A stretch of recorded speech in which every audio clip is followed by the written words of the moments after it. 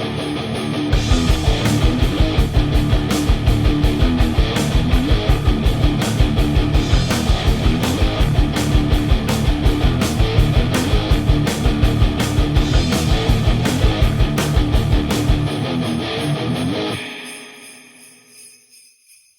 don't know how to begin this when it's Christmas.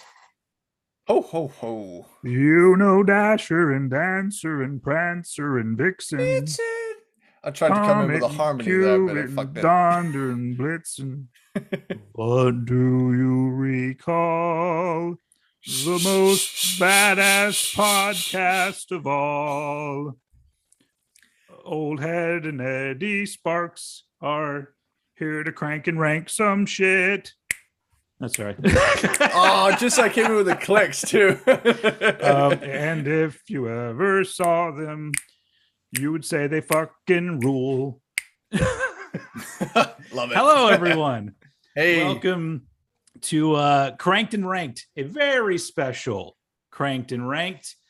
For those of you who are new, don't listen to this episode because this is not what we normally do. We are normally a podcast where we rank the discographies of many, many, many artists, rock, metal, couple hip hop, but you know, it's all about ranking albums. But today we thought we would get into the holiday cheer a little bit, and we are going to be ranking our top 10 Christmas songs. Now, every time I say that, I go, you know, there will be people watching who aren't Christian or don't celebrate Christmas. Yeah. But to be fair, I don't know about in England, but in the US, Christmas very rarely is about Christ. Yeah. At least in my life, it's never been. It's pretty much the same here. I think you know it's largely the more commercialized Santa version, but you know I like that commercialized Santa version. So and so obviously none of my songs are going to be all like baby Jesus songs, because that's not, those songs annoy the fuck out of me. Child, Jesus Christ. Oh, first off though, you know, I've got an Old Head t-shirt, as you guys can see. If you're listening to the podcast, hell yeah, go over to the video. So I'm fudging with making merch. So there's this, and then I'm just gonna take a little sip of my coffee real quick. Oh shit, we got mugs. We got fucking mugs. Oh, I like that. So these are my test ones. Like I ordered a shirt and a mug just to see like the quality of it. Now it's not great. Like that's the biggest I could make the image. This is through Spreadshirt, which is through YouTube. It's like one of the things that you know leads you to YouTube. Yeah. And it's a little bit off center, not off center, but it's crooked a little bit, but whatever.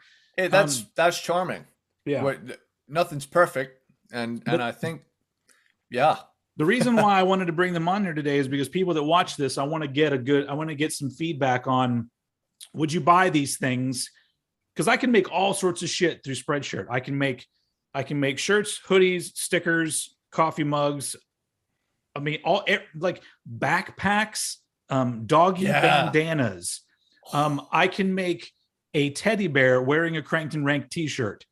It's just so the real question is, would anybody out there buy this shit? Because my intention is by the beginning of the new year, I'm gonna have my designs ready to go, and I'm gonna launch the store, and then people will be able to buy things like this mug and other things.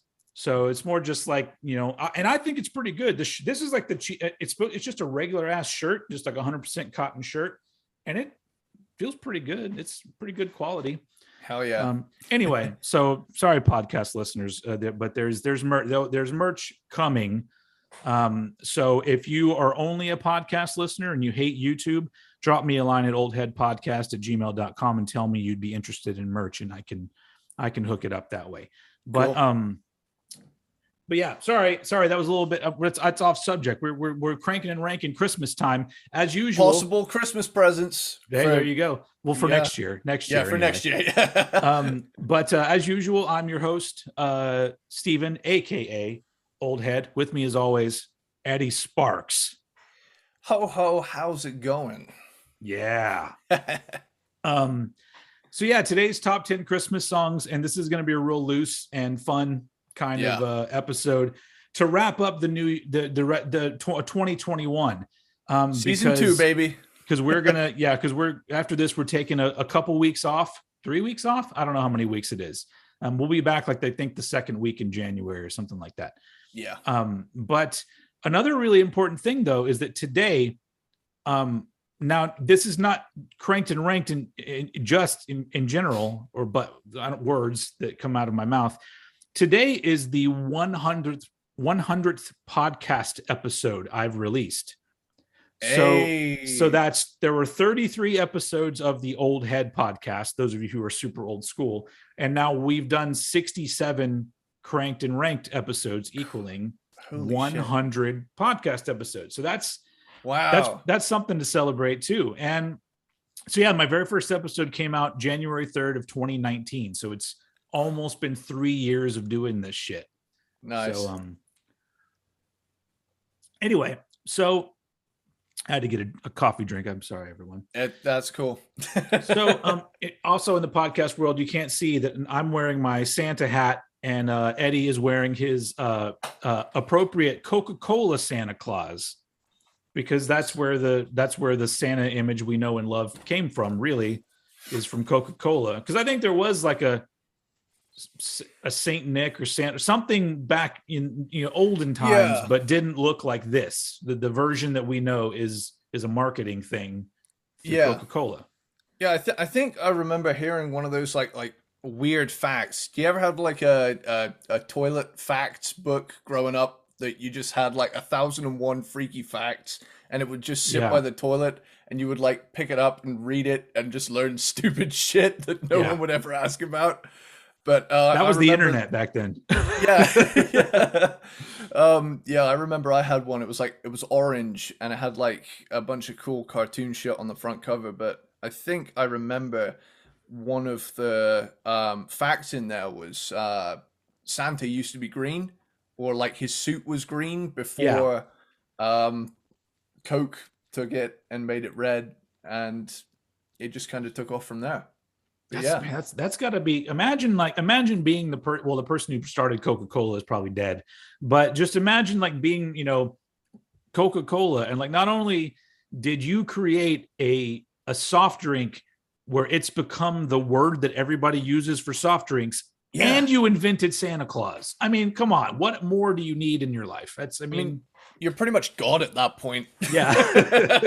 Because in different parts of the US, especially, like some people just refer to all sodas as Cokes. Yeah, I'm guilty of calling Pepsi's Cokes myself. I say soda. That's my word. My go-to word is always soda. But anyway, but back in the UK, we call it fizzy. Is that really what it's called? Fizzy? I like that a lot fizzy better. In the fridge. I like that. Yeah. All right. Hell yeah, dude. So Eddie has informed me that he's so into the Christmas spirit, he couldn't actually narrow it down to 10 songs. So he has 11 songs.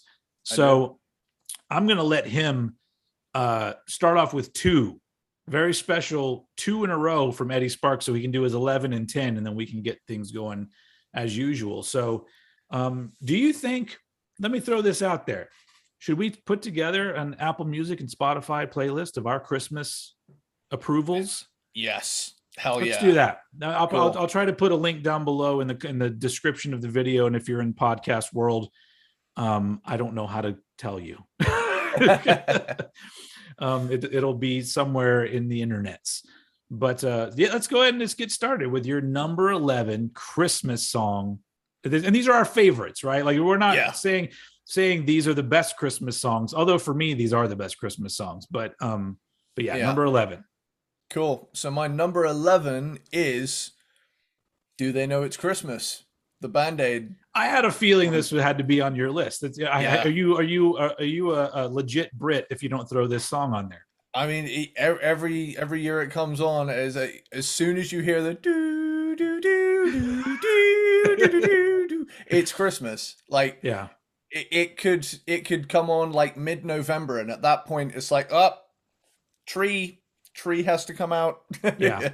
But I mean, it's really cool to see so many of these 80s pop stars in the same studio on this big project. And it's an icon of the British Christmas. Yeah. You can't escape it this time of year. Do you know what year was this song? Do you know? 1984, I think. Oh, Yeah. so is this before We Are the World, the American thing? Because did we rip it off? I think We Are the World came a year later. Yeah. Yeah. But that's a great song too. I love that one. I laugh a lot at it.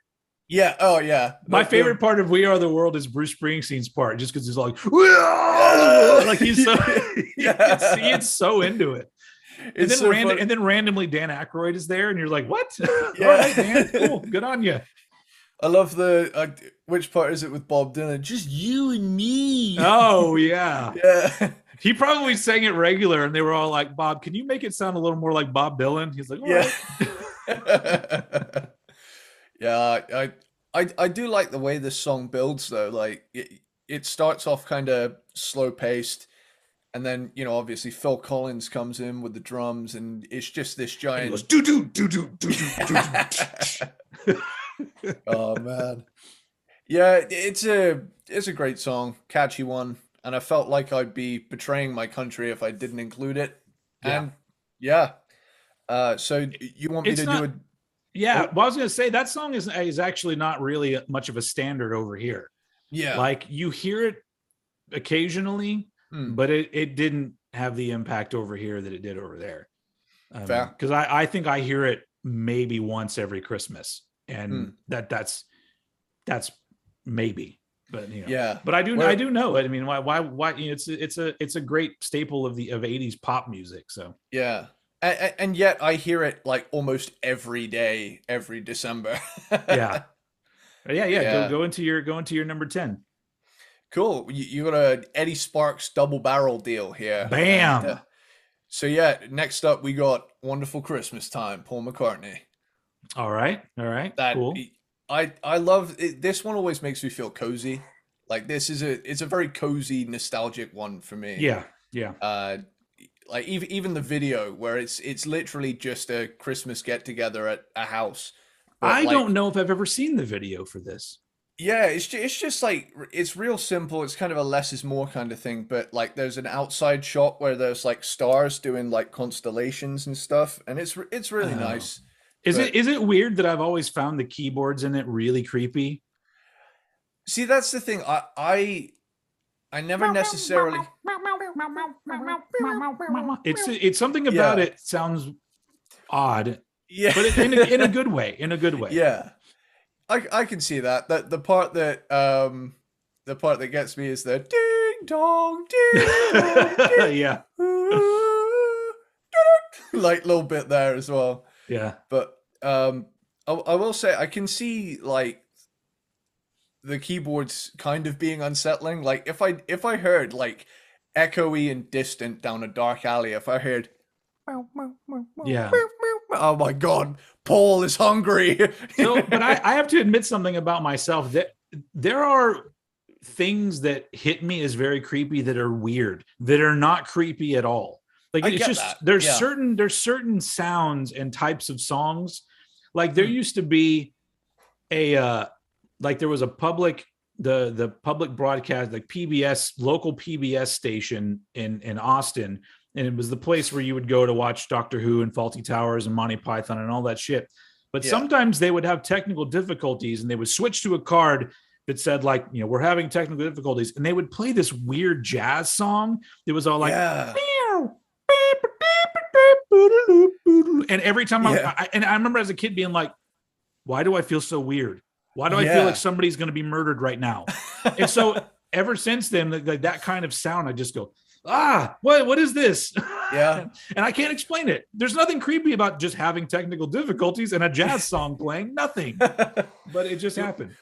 You want to know a weird thing I used to do as a teenager? I used to like freak myself out when I was like, there was a lot of nuclear war kind of based games that I was playing at the time, like a lot of Call of Duty stuff, and it was focused around, oh shit, we got to stop this missile getting in the air and stuff.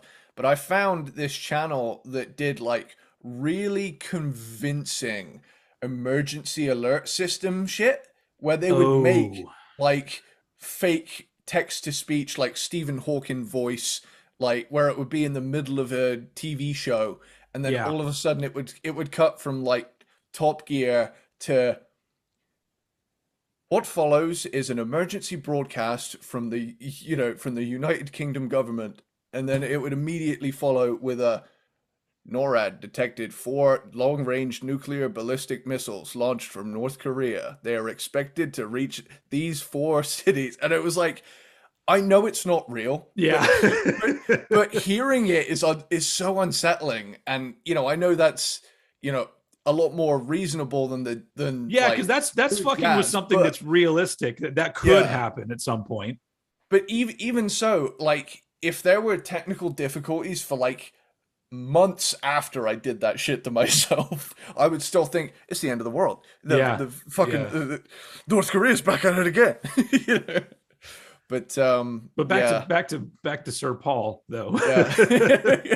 Go. We're keeping it lighthearted on this show, aren't we? We have to. Songs. We have to. You know what? We owe it to the peanut butter platypuses out there to give them an episode where we go off on as many tangents as possible while still talking about Christmas music.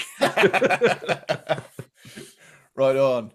So yeah, now that I've really stepped back and think about it, it's a really sparse song with a lot of space in it. Like there's not an awful lot of stuff going on. It's kind of a less is more kind of approach. Yeah. But, it's one of those where it's got like that nostalgic connection to it. And I remember seeing the video when I was a little kid and seeing like the stars kind of stuff happening in it. And it's like really late 70s special effects. So it's like just pre-80s where it's still kind of grainy, but it's got like the laser shit going on, and it was like really cool. But yeah, it's my number 10. So cool. I'll let you finally speak. So we're starting off appropriately because you've represented the UK here with your 11 and 10, and I'm going to go ahead and represent the US of A with my number 10. Now this one, I think for somebody like your kind of average folks, especially younger, this would probably be their number 1. And I had to put it on here in number 10, even though like I don't have to hear this song every Christmas, but I do. And here's my reasoning for it being number 10, but it had to be on my list. My number 10 is All I Want for Christmas Is You by Mariah Carey. It is a banger. So the number one thing about this song, so this was 1994 when this song came out, and it was a hit, but it didn't immediately become a Christmas staple. It was a few years down the line. I think all of a sudden you started hearing it everywhere. But here's the thing. You hear that song every year now.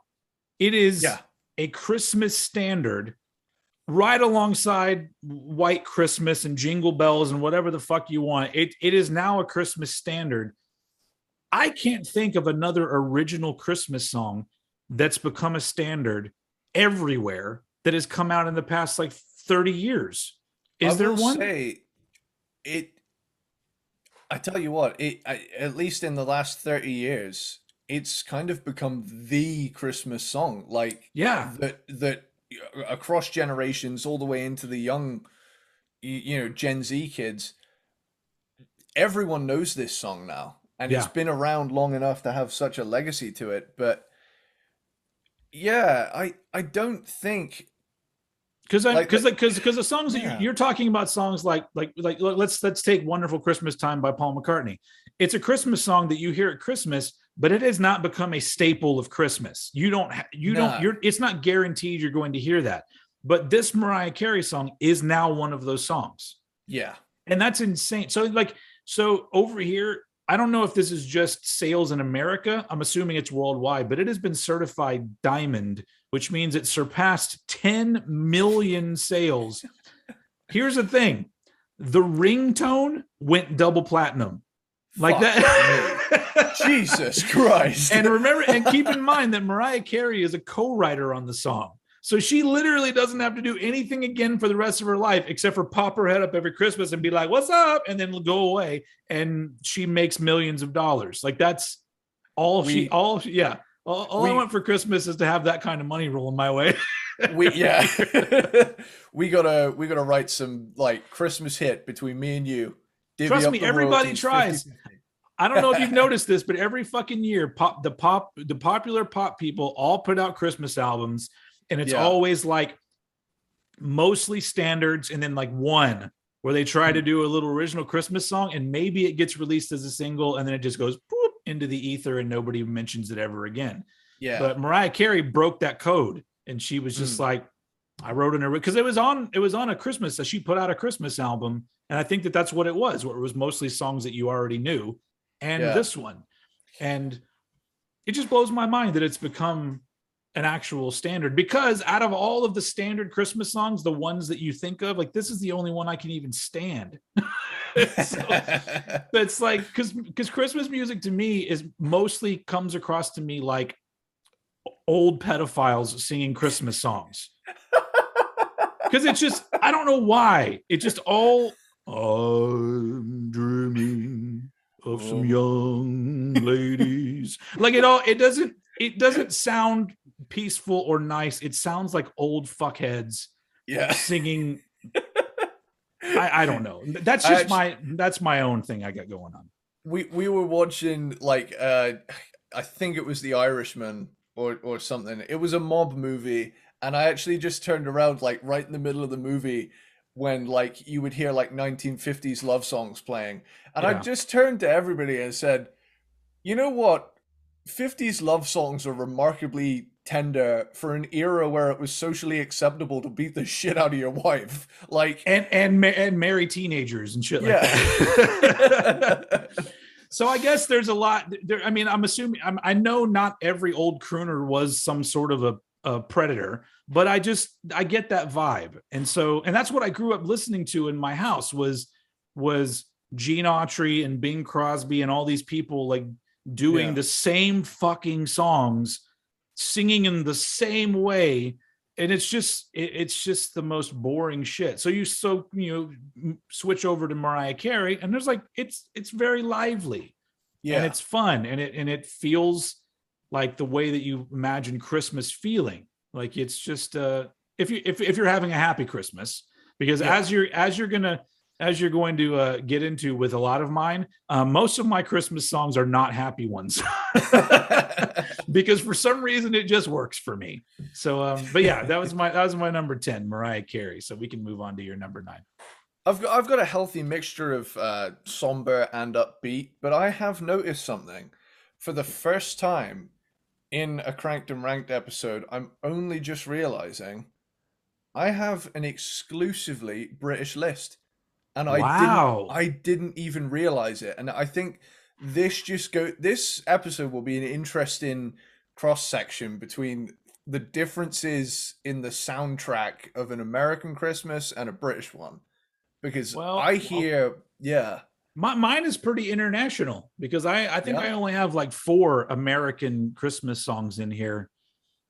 We got some Brits, we got a Canadian in here. Hey, we have I guess we'll get to it, but we got but I'm switching it up, but yours is exclusively British.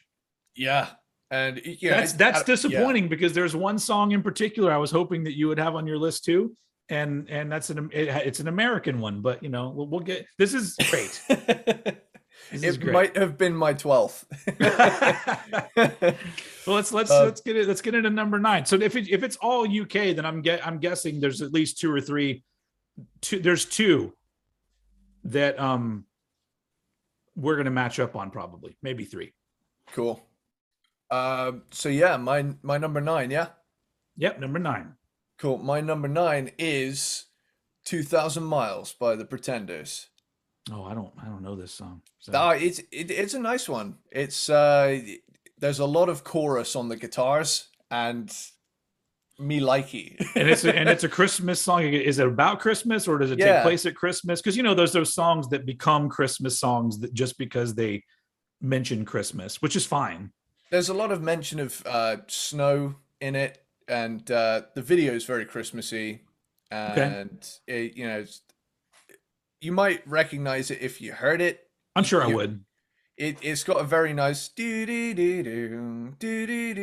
is that group British?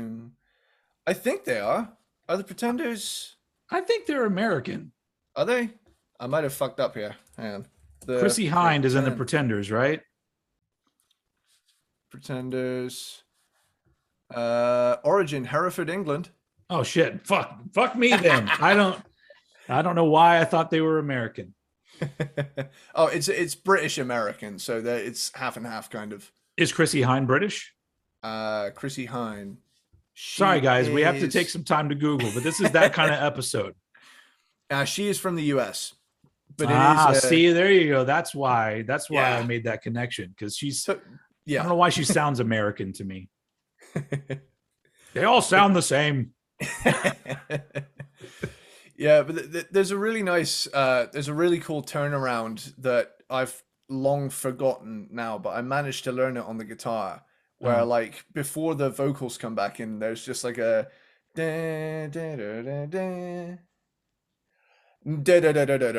like where it comes right back in, and it's a nice one. I like it.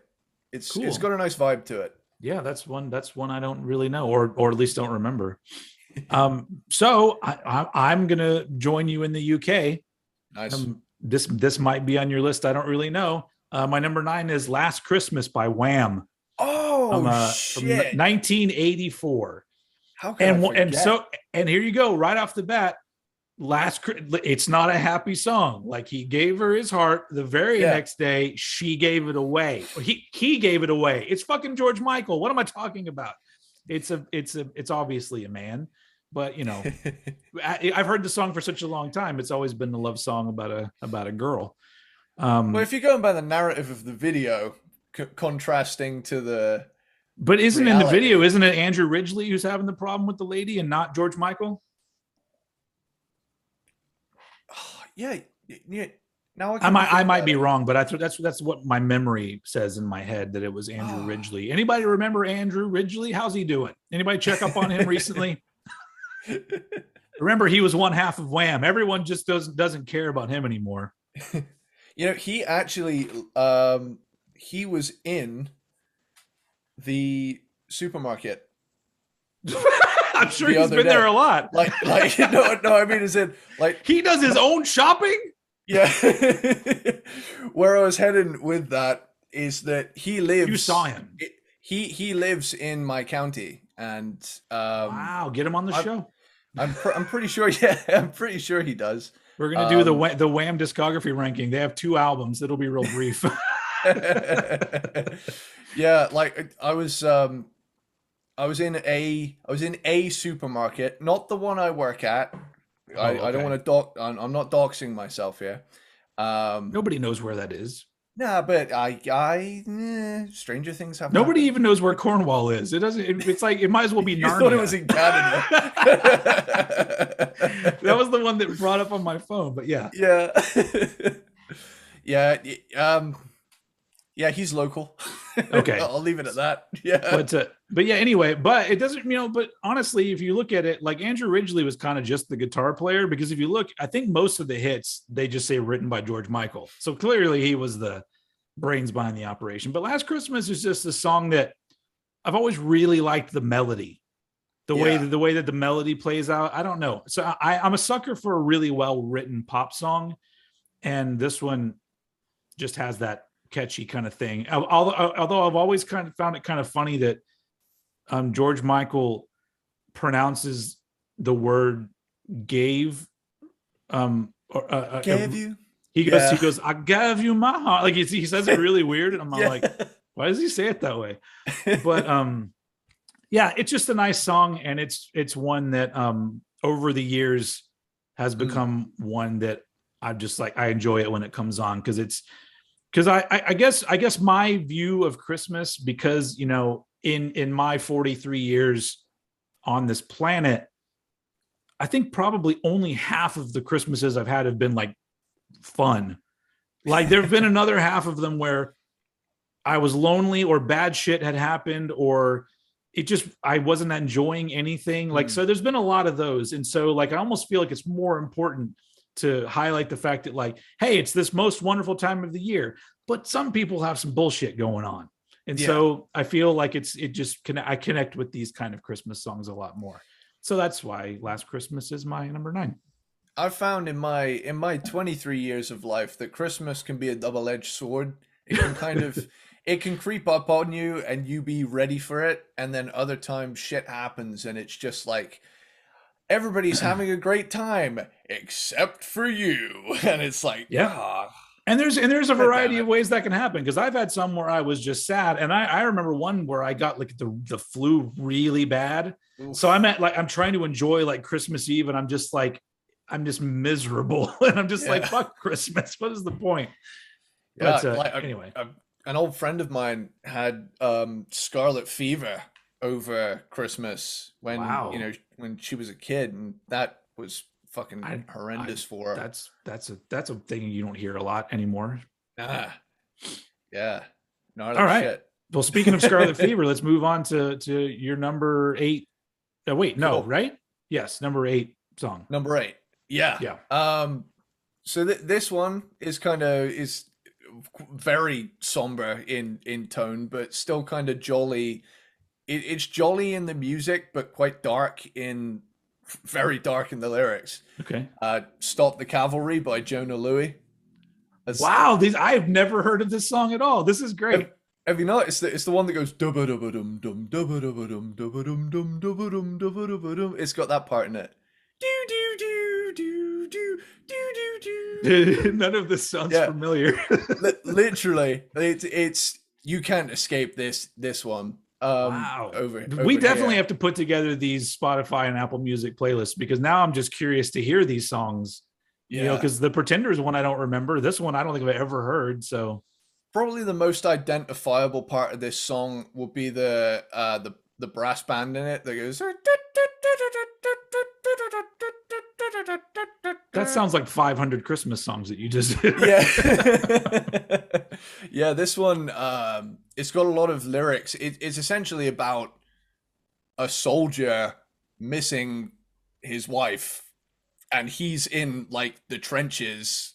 I'm pretty sure it's set in World War One, but like that's the thing, that the music of it is really is like really boom boom boom boom boom. But it's about Christmas though, or it takes place at Christmas? It's a Christmas song, but it's I wish I was at home for Christmas. Gotcha. Okay. Rather than driving home for Christmas, it's I'm being shot at in some hole in Belgium and I can't get back. Yeah, and enjoy your fucking eggnog. I'm over here getting shot at. Yeah, pretty much. I mean, it's a nice song, even though it's dark.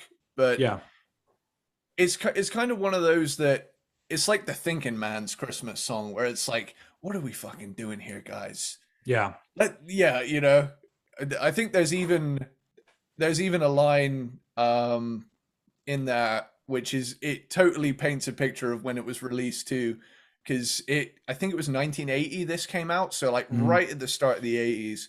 You're still talking Cold War. I think one of the lyrics is Mary quietly waits at home in the nuclear fallout zone, and it's like, wow, it sounds so fucking dark when I read the lyrics, but the music is so jolly, so if you can kind of take it however it comes. Yeah, it's one of those where I'm like, unless I'm feeling real introspective, I don't stop and think about the lyrics. Yeah, but the music of it is so happy that you could also kind of switch off, and you get kind of 2-for-1 deal out of this song. It sounds like it's right up my alley, the kind of shit that I would like. You would like this one, I think.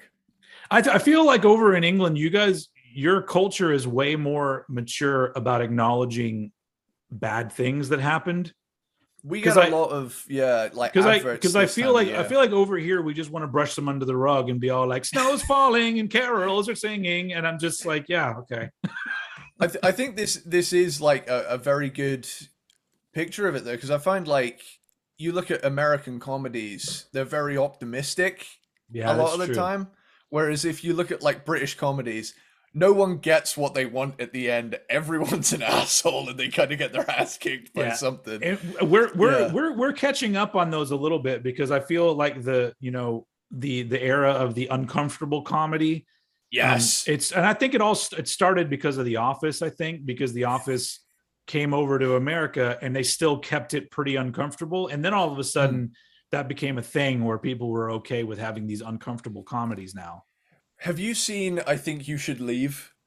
No, Tim Robinson?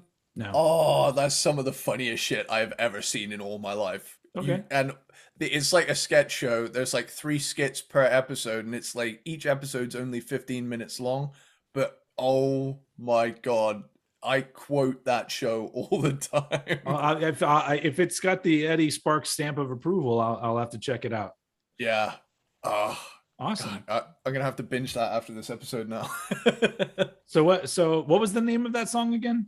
Stop the Cavalry. Stop the Cavalry. Okay.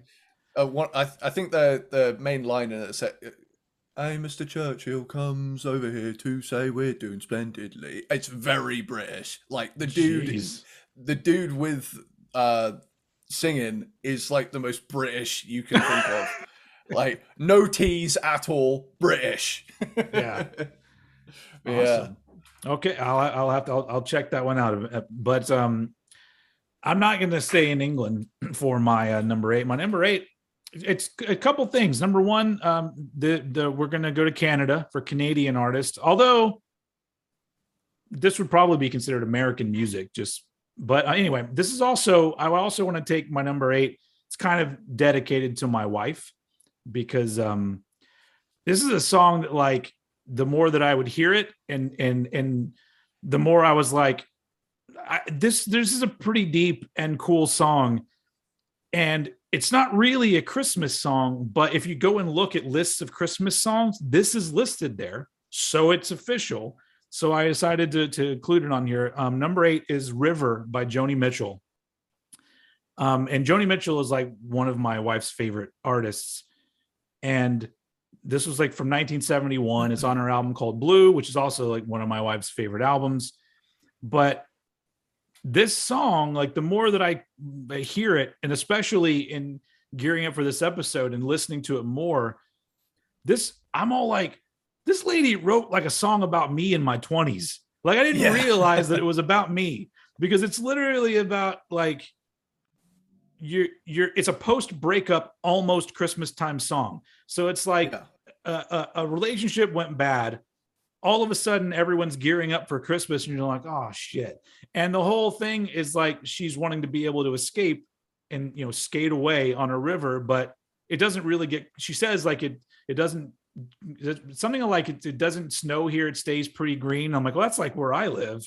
Yeah. And then she's also referring to the relationship, and she's blaming herself for it falling apart.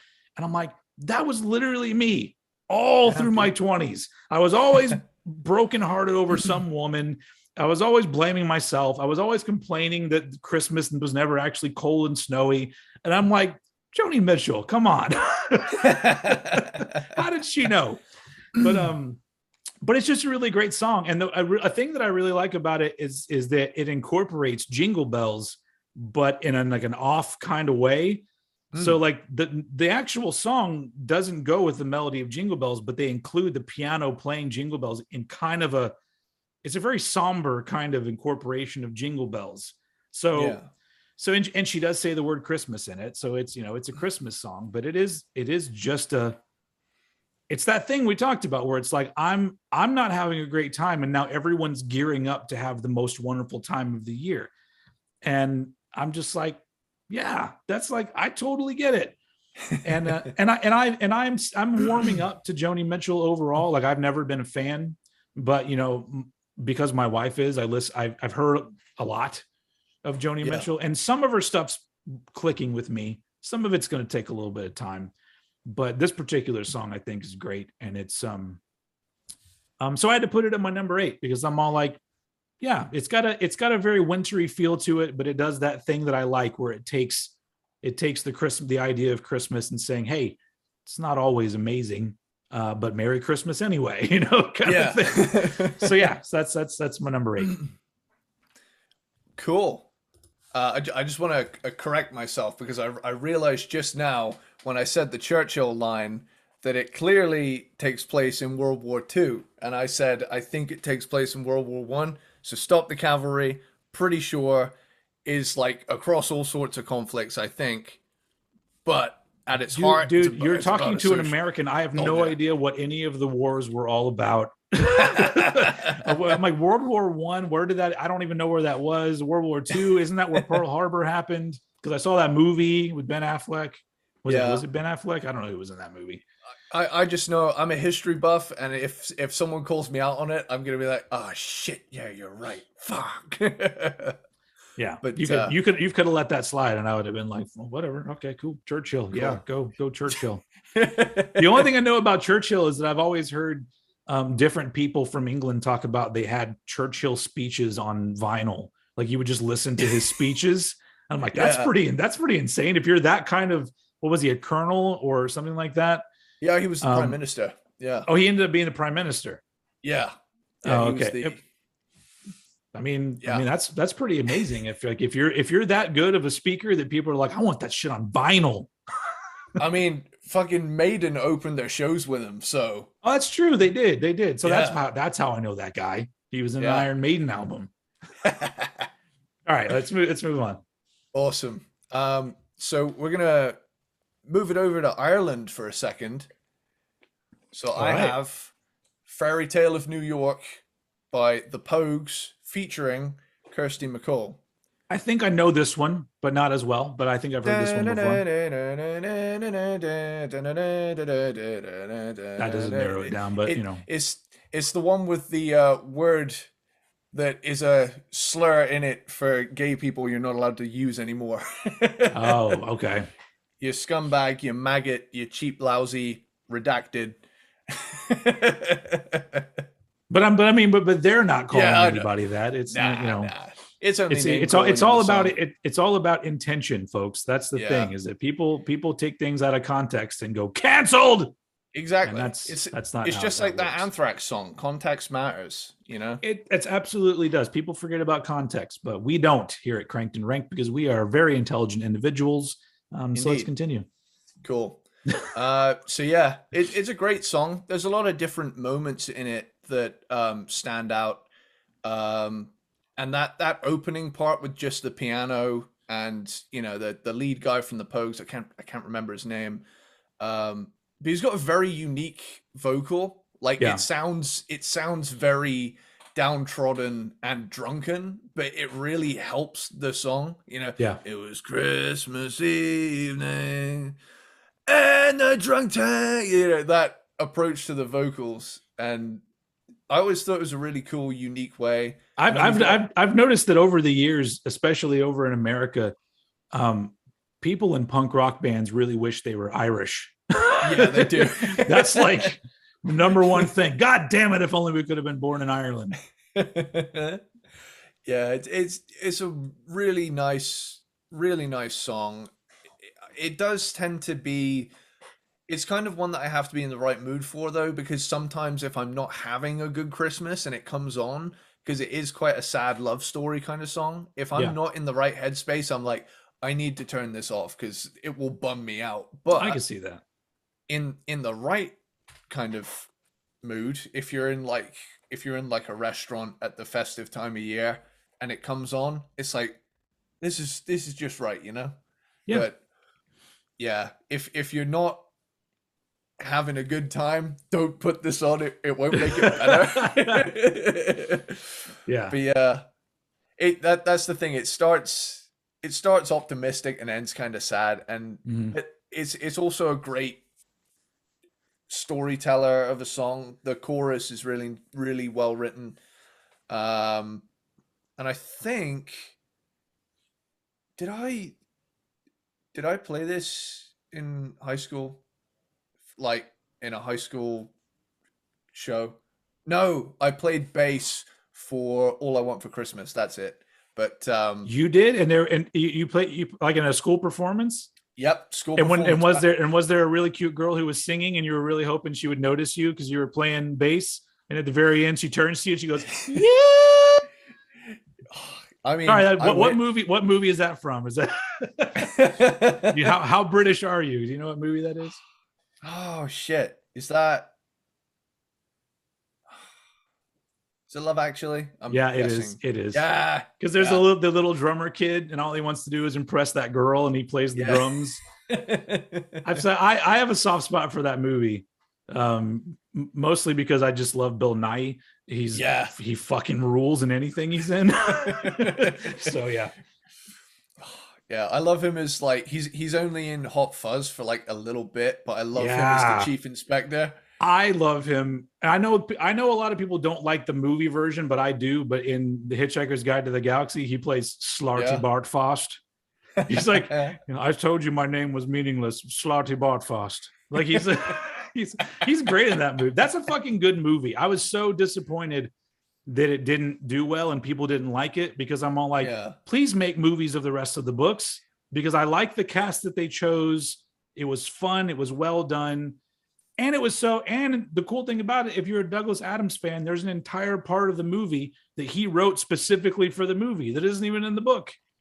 And so it's been a very long time since I've seen it. I need to watch it again. It's fun. It's not, you can't be too critical about it, but I think overall, like comparing it to the old school, there's a British television version they did. And I watched that a lot growing up. So that's like the standard. And I think there was a radio drama adaptation prior to that with like the same cast. Yeah. But if you're comparing those, there's kind of a different tone. But I think the movie's great. That was a big deal for me when I was growing up. I read all of the Hitchhiker's books and shit like that. So that's why I'm so interested in British culture, because everyone in British is just everyone in British everyone in British everyone in British land is so funny. Hey, talk British to my kids. Tea. That's that Eddie Izzard bit where he talks about coming to America and the guy he meets is all like, hey, talk British to my kids. Oh yeah. Oh man. How do we get there?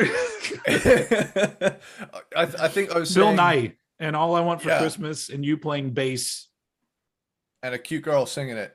Yeah. We went back full circle because you did not play the Fairy Tale of New York. What is it? Fairy Tale of what? Fairy Tale of New York. Yep. You got it. We got there. Are we moving on to my number 7? Yeah, let's move on. Let's keep it rolling. I'm going to come back over to the UK for this one.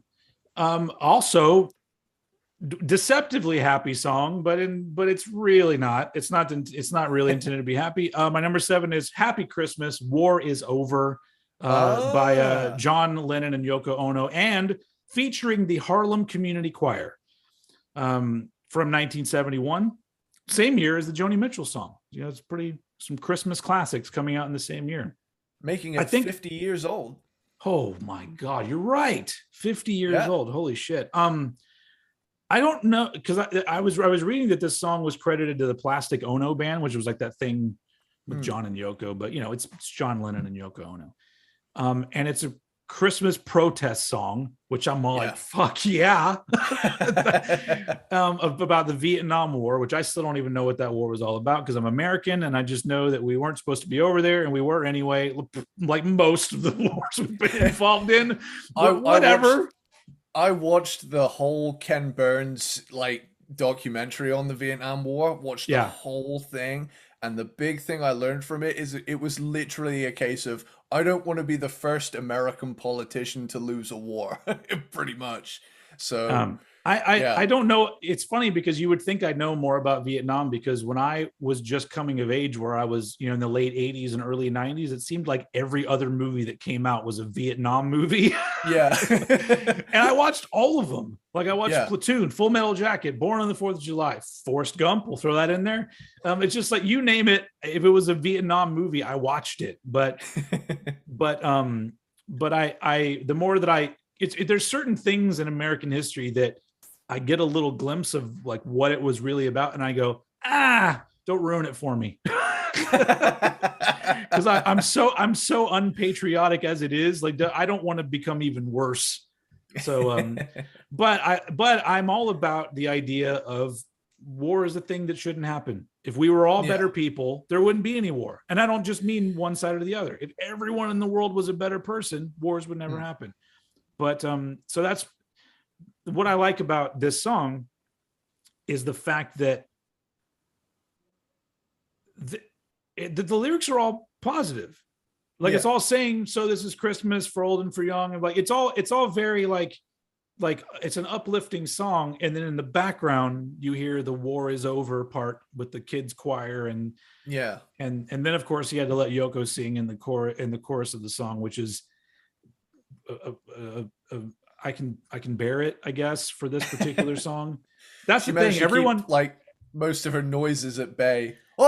She did, and luckily there's the children choir or whatever that's like right up with her. So you just hear this one voice where you go, one of those people is not in the choir.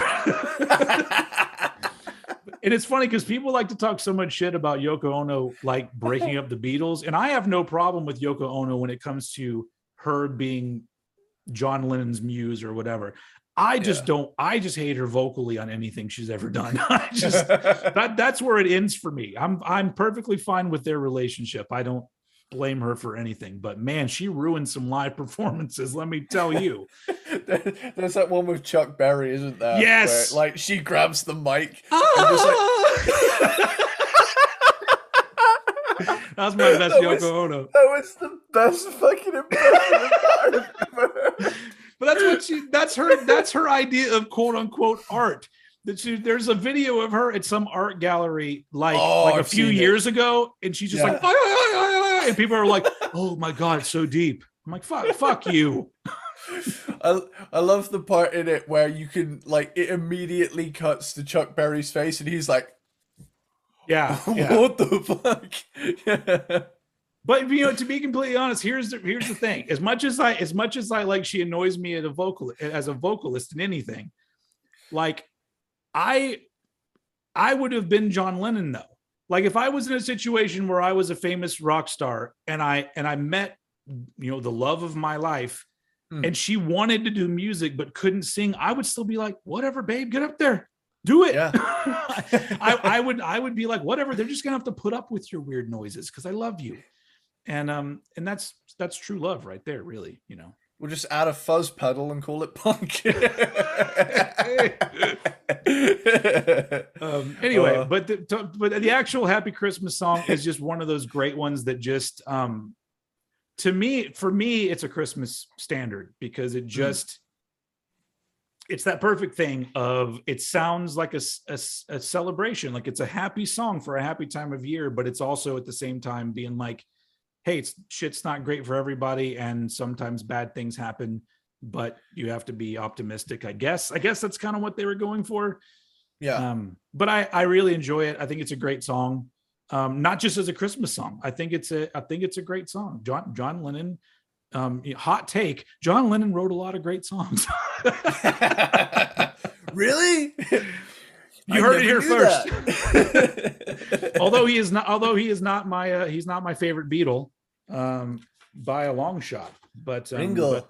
But he's a very you figured it out. It is fucking Ringo. Peace and love. Peace and love. I am warning you with peace and love. I fucking love that so much. That's one of my favorite internet videos ever. I'm warning you, I have too much to do. Oh, I love that so much. It became like a massive running gag on the H3 podcast, and they've just never gotten rid of it. So every now and again, it will just come up.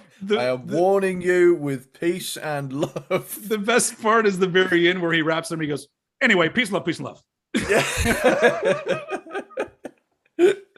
I mean, I love the guy, but come on. Anyway, I get it too, though, because I think the big deal was like he was signing stuff for people and taking all this time. And then people would end up selling fake shit anyway on the internet. And he's just like, what's the point of me doing this? I'm not signing your bullshit anymore. I'm a fucking Beatle. Anyway, although it was being like, I'm a fucking boot. I don't know how to do the accent, but the Liverpudlian accent. Ringo. Thing is, like, whenever I go to do a Beatles impression, it always ends up being a different Beatle to the one I intend to sound like. Yeah. Have you ever seen the old Saturday Night Live sketch with Eddie Murphy where he claims to be the fifth Beatle? I think so. And he's all like, if you listen to the recording, if you play it backwards, they're talking shit about me. And he plays it backwards, and you hear a voice go, "Hey, Paul, let's get rid of Clarence and steal all his good ideas." That's ace. Anyway, all right, let's move on to our number 6. Cool. So my number 6 is the most recent entry on this list. Oh, all right. From 2003. No fucking way. It's Christmas Time. Don't Let the Bells End by The Darkness. Oh, all right. All right. I've never heard this song, so there you go. This is, in my opinion, at least in the realms of the British Christmas, this is the most recent great that's up there, Okay. This is like a complete fucking love letter to the 70s 80s rock kind of Christmas song. Yeah, there's a lot of Queen influence in this, and as I think there is in a lot of their shit, right?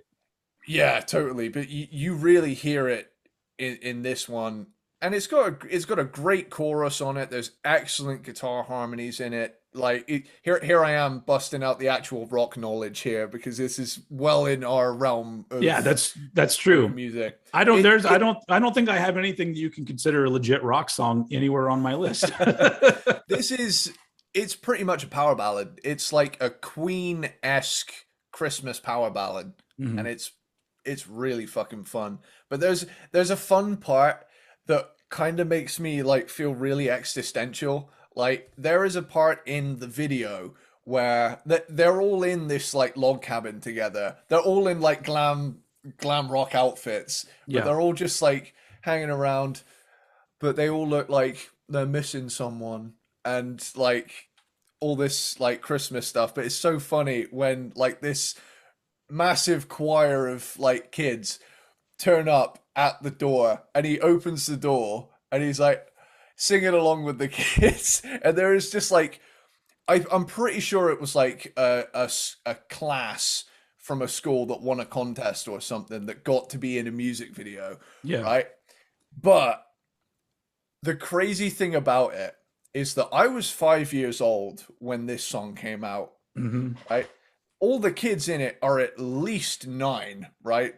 Those kids are like 30 now, and it fucks me up. Yeah. But I also love that the fact it's called Christmas Time, Don't Let the Bells End, just like bell end, Oh, so there is a little bit of like cheeky tongue-in-cheek kind of humor in there. But this is one of those that actually ends quite happy, because he does go outside and there's a kick-ass sports car with his girl in it that he's pining after the whole video, and then at the end he gets it, and hell yeah, it's like if I made a Christmas song, this is the sort of shit I would come up with. So yeah, that's I'm really surprised you haven't heard that one. No, I'm not a fan of The Darkness. So and it's only because I have I know that they have a good sense of humor, but there comes to a point where so much stuff is tongue in cheek that I just go, are you even a band, or are you a comedy routine that just is really talented? I can see that. So to be honest, I had the first album when it came out, and I thought it was fun, but I think I got a little bit annoyed because there were legit rock bands that were out there making music and nobody gave a shit about them, but they were okay with The Darkness because rock is something to be made fun of. And I just went, no, it's not. And I was like, fuck you, Justin, whatever your name is, for perpetuating this thing of like rock is a joke. Anyway, but I know that's not what he means. I know that's not what they mean. Yeah, like that's the thing. I do get what you mean with like relying on like tongue in cheek a little too much. Yeah. Well, on the flip side, like those fuckers put on a good live show because I saw them live. I'm sure, and I've honestly never heard anything by them that I didn't like. It's just a weird hump that I got to get over. I almost wish that like you were in that band, because then I would probably listen to them more, because I know your sense of humor and your intentions, but I don't know anybody in that band, so I'm just like but yeah, that's another one that I'll have to check out. So nice. My number 6, this is the one that I was really hoping would be on both of our lists, and I thought it might be, but it's a very recent, like I've heard this song before, but it's a very recent rediscovery, because we did a Cranked and Ranked episode that included us talking about this song. My number 6 is Merry Motherfucking Christmas by Eazy-E. This was my 12th. This was my 12th. This was the 12th one. Yeah. So this is from the 5150 Home for the Sick EP from 1992. And when we were talking about this album, I was talking about how this just sticks out like a sore thumb, and it sounds like a money grab. Like, oh, hey, make sure you be this gangster cartoon character, and let's do a Christmas song. But taken on its own, outside of the discography and outside of the rest of the EP, I smile a whole lot during this song, because it's literally just because, like, you've got Eazy-E, obviously. It starts off with Rudy Ray Moore as Dolomite reading a story, and then it gets, goes into the song, which has a couple of features from other rappers that, like, I don't even know who the fuck they are. But my favorite part is that it's just Eazy-E fucking up traditional Christmas songs all the way through it. And my favorite one is the on the third day of Christmas, my homeboys gave to me 3 pounds of Indo, 2 birds of cocaine, and a motherfucking K, bitch. And that's my favorite part of the whole song. But it's like, amazing. But it's literally just like the dirtiest. Like, I'm pretty sure the female rapper in it says something about sliding in a bucket of cum at one point. And I'm like, that's what Christmas is all. That's eggnog for you right there, folks. Next time you're having some eggnog, just remember that. And here's a mystery though, because I listen to a lot of old school rap. But every time I've heard this song, he says what sounds to me 2 different parts. In the beginning of the song, it sounds like he says bouncing up and down on a cock under the mistletoe. he's doing it. And then later on, he says, I'm going to get some Christmas cock. And I'm like, what? And I look at the lyrics, and apparently it's Christmas cot, C-O-T. So does he mean Oxycontin, or is that an abbreviation for something? But if that's the case, what does it mean bouncing up and down on some cot? I'm thinking he was trying to tell everybody something. Because it's really weird. It's a weird wording. And if I were his buddy, I'd be like, hey, maybe reword that, because it sounds like you're saying bouncing up and down on the cock under the mistletoe. Sorry to be dirty, but we are talking about Easy motherfucking E right here. Anyway, if anybody knows what cot actually means and in the old school rap sense of the word, put that in the video comments on the YouTube channels. Anyway, so this is just a really fun song, and I love songs that just fuck with stuff that's supposed to be traditional and great, because I can imagine this is one of those songs that your average Christian, like, keep Christ in Christmas type of people, like, this is the song that would make them the most angry. And so that makes me happy, because I'm just like, yeah, let's just fuck with people. And so it's my number 6, just because, like, I kept listening to it. I'm just like, this is just so much fun. It's just that's just what Christmas is all about. It's about being completely filthy and having fun, and sliding in a bucket of cum. And getting an A motherfucking K for Christmas. Anyway, so that's my number 6. I'm glad it appeared, because I felt so shitty not including it. That's all right. I took care of it. But that's my number 6. Easy motherfucking E. Nice. Mr. Loverman. Shut up. All right. If one day we'll have Shaba on the show, because what is he doing? Yeah. What is he doing? He's not doing anything. I haven't heard new Shaba music in forever. He's probably doing one of those tours where all of the old school 90s people all tour together and do like 10-minute sets a piece. Anyway, all right. Ding ding ding ding ding ding. I mean, he's on those tours, Mr. Vanilla. Didn't Vanilla Ice get like way into real estate or something? Like, didn't he have his own reality show where he was doing like real estate shit? He did. I don't know if it was real estate. I thought he was like flipping houses or some shit. I mean, I guess that would be kind of in the same realm, but I have no idea.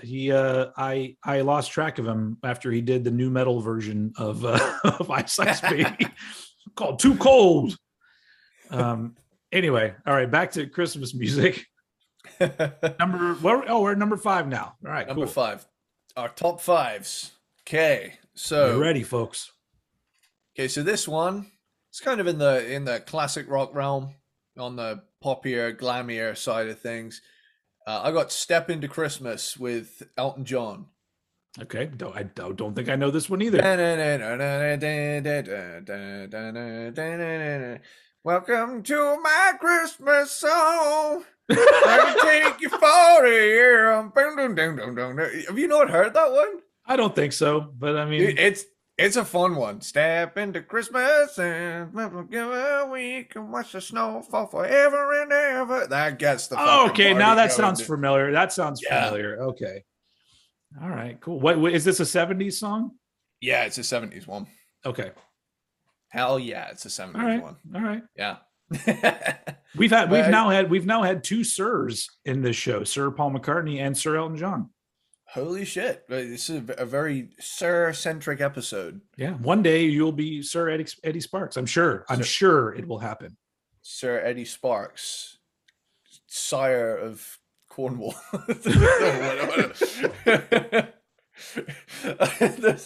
there's like a really fucking funny. I was watching, I think it was like the Gus and Eddie podcast ages ago, and they were talking about what it's like reading the Lord of the Rings books in contrast to like watching the movies. Uh-huh. And he said, I got about halfway into the first one and I was just like, it was all just like Earl of Suck and Fuck and whatnot. And I just couldn't focus anymore. Yeah, when I was young, I think my older brother had those books, and I just remember like, I don't think I got a page into it when I went, what the fuck is this? No. Yeah, books that size, I don't want to sound uncultured, but it is such a commitment, like, to dive into books that big. And like, I wish I had a better attention span, but I'm a music guy. I read biographies for the most part because that's what I'm interested in, and it's really hard for me to lose myself in a fiction kind of thing most of the time. Yeah. But also now I have the added excuse that my eyesight's not as good as it used to be. So I have to wear reading glasses, and reading's not the most comfortable thing to do for me anymore. There you go. I'm never going to read the Lord of the Rings books or the Game of Thrones books or Harry Potter. Anyway, the movies have me covered. You know, I'm all good. But yeah. Step Into Christmas, Elton John. Step Into Christmas. Hell yeah. That was it. Yeah. It's a fun, glammy 70s rock song. Sweet. I'll have to, when we throw together our playlist, I'll have to check that one out again because it sounds familiar. For my number 5, this is so far our only one that we've both included. My number 5 is Wonderful Christmas Time by Sir Paul McCartney. From 1979. And so now that we're in my top 5, these I would have to legit say are the 5 songs. You know, there's those songs that come on and you just feel Christmas. Yeah. So Wonderful Christmas Time by Paul McCartney gives me that. And I know I said the keys are a little creepy because they are, but there's something about it that just feels like if I hear this song, then I'm fine. I'm now in the Christmas mood because I feel like it brings something to the table. And I love the odd qualities that it has. And I just love the fact that Paul McCartney played and recorded everything himself. Because because he did a lot of that. Like his whole first solo album was all him, and then I think this one was recorded at the time he was doing McCartney 2, which I think also was just all him doing shit by himself. And I love it. It's such a quirky song, and it doesn't sound like any other Christmas song. Like it's such a unique song. Like nobody else did one that like has that same sort of vibe where it's like it's strange, and I like it. But it's a creative one, yeah. Yeah, and the weird thing is that people, maybe not so much anymore, but for a long time people would be like, "Oh, it's this awful Paul McCartney song," and I'm all like, "It's a goddamn Christmas song, and it's a good Christmas song." So I'm just like, yeah. Are you trying to compare this to Maybe I'm Amazed? Because I'm like, that's a very different song. Like that is a classic, amazing song. This one is a really great Christmas song. So it's like, it's weird. I don't know. Because like, once again, like, you know, there aren't a whole lot of Christmas songs that I can literally say define the season for me. And I think that Paul McCartney pulled it off here. By the way, Paul McCartney, my favorite Beatle, because he is by far the most talented person that was in the Beatles. If you don't agree, you are fooling yourself. The guy was insane. Did he write only great songs? No, there's some songs he wrote that I didn't really like, but there's like, it's not just the Beatles. There are some songs by Wings that I just fucking crank that shit up, man. Once Jet comes on, or fucking Let Me Roll It. Let Me Roll It is one of my favorite songs ever. Like that is just fucking insane. Anyway, we should do Wings. Wings, because what does Wings have, like 5 albums maybe? We should do a Wings episode. Yeah. That's cool. They've got a lot of cool shit. Anyway, once again, talking about letting your wife sing on shit when she doesn't sing very well. That is rest in peace, Linda McCartney, but she was not a very great singer either. But she isn't considered responsible for breaking up the Beatles. So when really she's closer to the reason, because wasn't it her dad that was like the manager, and that was the big dispute that they wanted to go with her. Paul wanted to go with her dad as the manager or something like that.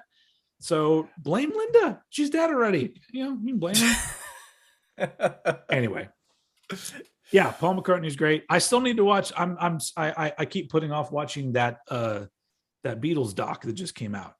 Yeah. By that director, who's also from England. What's his name?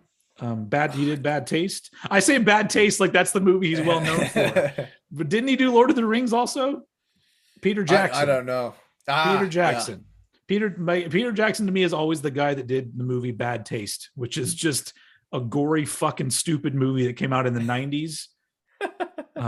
Anyway, so yeah, I want to watch that doc because I am a Beatles fan, and it looks like it will be cool. But I'll get around to it. Maybe on our break I will. But cool. I digress. As we've been doing a lot in this episode, we've really been milking this episode to be like the ultimate Christmas episode for you folks that are going to be missing us for a few weeks. We're giving you a lot of content here. So let's move on to number 4. Cool. So my number 4 is one I've mentioned previously on the show in relation to its huge fucking snare drum.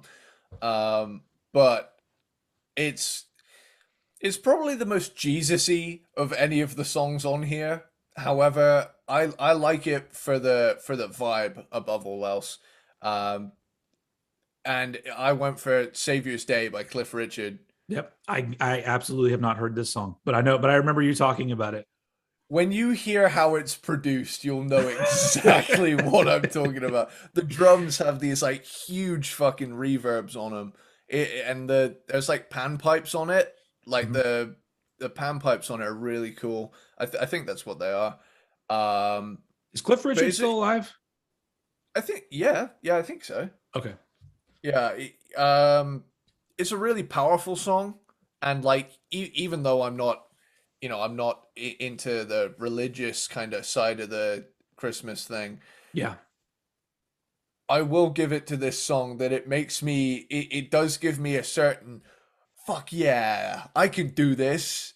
I can do this shit. And I'm festive, you know? It kind of pumps me up in a strange way. It's got this real grand vibe to it. Yeah. And again, like I say, the melodies in it are really cool. The it really lifts up in the chorus. Although I will say, my girlfriend decided to give me a misheard lyric that I've never fucking heard it the same ever since. Thank you for that, my love. But yeah, there's a part in it where it's like he's calling you or something like that, but it sounds like he's saying gumming you, as if like he's sucking you off with no teeth, and like she's fucked that song for me in that regard. But aside from that, or she's made it better. She's given you a gift of making it another layer of enjoyment to that song. Yeah, true. There is that. But the thing is, like, every time it comes on, she'll double down and she'll sing along to it. And if I'm in the car driving, she'll lean over and go, "Gumming you," and I'm like, "Fuck's sake." I can't just enjoy the snare. But yeah, like, kudos to whoever made it sound so fucking huge. I don't know who produced it. Let's on the fly producer shout out. All right. Cliff Richard. This is where I find out it was like someone who was done for something really heinous. Yeah. I don't know why. Like every time I'm about to say Cliff Richard, why do I keep wanting to say Gary Glitter?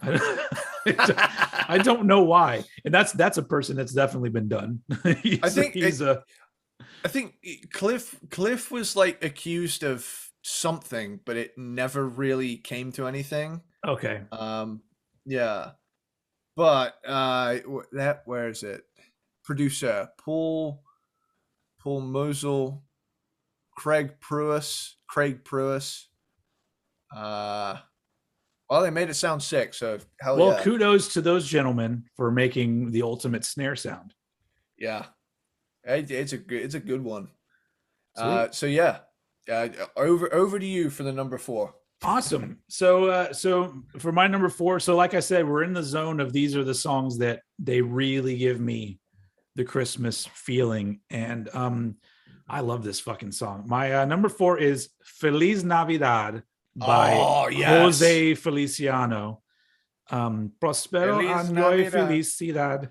Yeah. Which means also have a prosperous new year. So he covers it all in the song. That's from 1970. So we're over 50 years ago. Insanely catchy song. Hell yeah. Yeah. And Jose Feliciano was a he's still alive, Puerto Rican singer, which is technically America. It's an American. It's always been a weird thing. Like, why is Puerto Rico and it's American territory, but it always seems to be treated like that's where foreign people live. I'm like, I guess it's not connected to us, but still, come on, man. But the weird thing about this song is that it's a song that I've heard ever since I was a kid. It's been traditional Christmas song to me, but it's always been the one that I go, this is really insanely well written. Like, it's really catchy, really fun, has a very uplifting feeling to it, but it's really simple. Like, it doesn't have a lot going on in it. But I read that like it didn't chart in the US until 1998. Whoa. And then it didn't hit the top 10 until last year. It finally hit the top 10 over here in America. And I'm like, that's insane, because I feel like everybody loves this song. I mean, maybe I'm wrong. I just felt like it was one of those ones that everybody loved. But at least because right now Jose Feliciano is 76 years old ish, so at least he got to live to be like, imagine writing and recording a song and then 50 years later you're all like, I'm in the top 10. Fucking A, man, I made it. I mean, he had other things that he did that he was famous for anyway, but I just think it's one of the most pure sounding Christmas songs, because like I said before, I'm not religious. And when you bring religious stuff into Christmas songs, it makes it sound creepy to me. Because even when I was a kid, that the Jesus and Christ and baby Jesus, all of that stuff, when I was a kid, it gave me the creeps. I'm just like, why does this feel like it's weird and off? And I didn't even know that there was corruption and abuse in most religions. I did not know that, but I had a feeling that something was not right. And so I've been like, just leave that out of my Christmas songs. And Feliz Navidad is the perfect example of that. It's all Merry Christmas. Have a Happy New Year. I want to wish you a Merry Christmas from the bottom of my heart. That is the entire song. Have a good time always. All the time. That's my philosophy, Martin.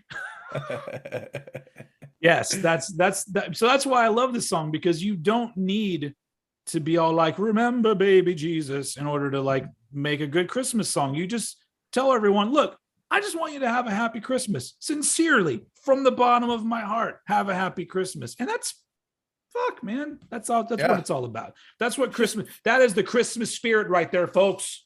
Nothing but a good time. Yeah, don't need nothing but a good time.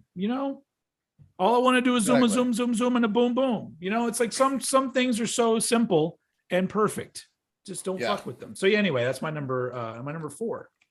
Cool. Top 3 territory. Bronze medal. Yeah, this is when the good shit happens. Hell yeah. So for my number 3, I've got Merry Xmas Everybody by Slade. Oh, I don't know if I've ever heard this one either. I didn't know Slade did a Christmas song. Okay. No fucking way, dude. So here it is. Merry Christmas. Oh, everybody's having fun. Wow, how is that not in my top 10? Never mind. That's my number 11. My number 11 is this song. Yeah, this one's huge over here. Like that is a great song. I totally forgot about it. I need to do it. I need to do it. I'm gonna fuck my voice doing this. He's gonna do it. I'm gonna fuck your Christmas! I love when he does that in the song. I don't know how like someone's voice can be that raspy, but I fucking love it. That's awesome. So the bands of that era, like bands like Slade, are bands that like I've heard songs and I go, this is cool. One day I'm going to really dig into those guys. And I've just never done it. It's just a thing that will happen one day. Yeah. It's funny. Like it's very much a case of, I think songs from that era. I don't know if that genre is known so much for its albums as it is like the big hits. Like, yeah, I guess you're probably right. Probably why. Isn't there an album cover by Slade where they're all doing like sideways thumbs? And I always thought that was funny because it's not a thumbs up or a thumbs down. It's like, it's okay. Let's have a look at this. Slade albums. Yeah, it's Slade, and it's like it says Slade as in like Slade. And they're all doing sideways thumbs up, and it's got a question mark where it says Slade. It's like, did we? Yeah. That's pretty cool. Great. That's good. That's self-aware though. Like that's good fun. Yeah. Man, that is I'm glad that you picked 11 because now I'm throwing that as my 11 because like once you went into that chorus, I'm all like, oh yeah, that's good. That is a good one. It's a banger. Cool. Yeah. Slade fucking nailed it. I'm gonna go the complete opposite route from you for my number 3. So your song is rockin' and alive, and I'm gonna go with the most somber song that is on my entire list. But I have rest ye merry gentlemen. But I have to admit that this is a song that while it's not my number 1 because it's not my favorite or my number 2, but this has the longest history with me as this defines Christmas. I hear this and I go, this just feels like Christmas. The song is Christmas Time Is Here by Vince Guaraldi Trio from A Charlie Brown Christmas. And it's from 1965. Did I say that right? Vince Guaraldi, I think is his name. And it's sung by the choir from St. Paul's Episcopal Church. Every time I read that word, I want to say Episcopal. St. Paul's Episcopal Church in California. which always bummed me out because the kids are what makes this song so great to me. And their names are not listed on there. They're old people now, and they didn't get any fucking credit for how cool this song is. Cause it's like just the Christmas time is here. Like it just feels that you hear snow falling as it's happening. But I love the fact that it doesn't sound necessarily happy. Yeah. And I think it's because it's the jazz, because it's written by Vince is a jazz pianist who wrote like a lot of music for like the Peanuts stuff. And if you just take the lyrics out, like, in certain jazz stuff, they do that thing where they'll go into a minor chord or, they fuck with things a little bit more in their songwriting. Not that I'm a jazz fan, but I do enjoy this kind of thing. And then the lyrics were written by the guy who was like the executive producer on a lot of Peanuts specials. And so his lyrics are all, sleigh bells in the air, carols everywhere. So it's but then there's the way they're sung to this music. It's like this is happy, but doesn't feel exactly 100% happy. It's like, all right, enjoy yourself, but also be wary because something might happen. Something might go down. I don't know. But I've always really loved this song because it just, I like the Charlie Brown Christmas special. Like that's one of my earliest Christmas memories. And the music from that, not just that, just Charlie Brown in general. Like that was like one of my favorite things when I was a kid was Charlie Brown and Charlie Brown was I don't know how much you know about Charlie Brown if you watched it a lot when you were growing up, but I saw like little clips every now and again. There's so much Charlie Brown stuff that is deceptively sad.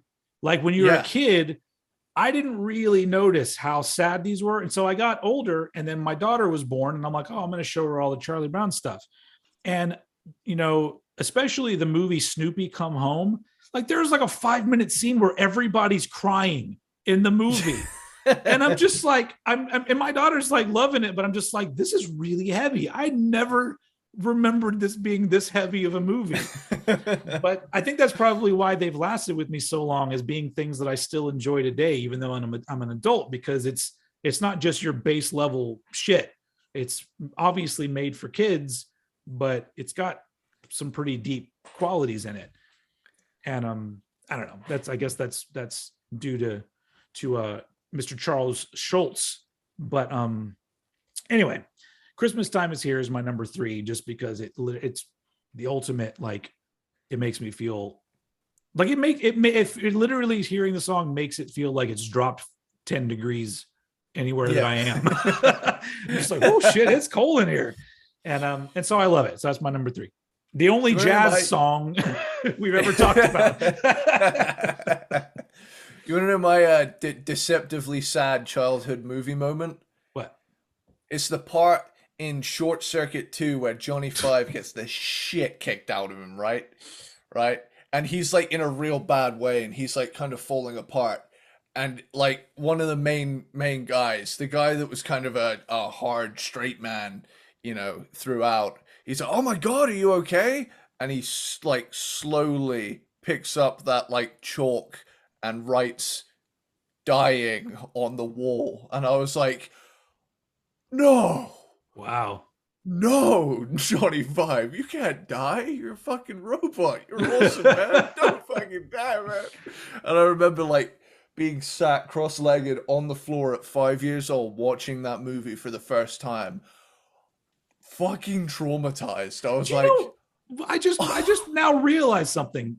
Movies, even today, why are so many movies made for kids so damn sad?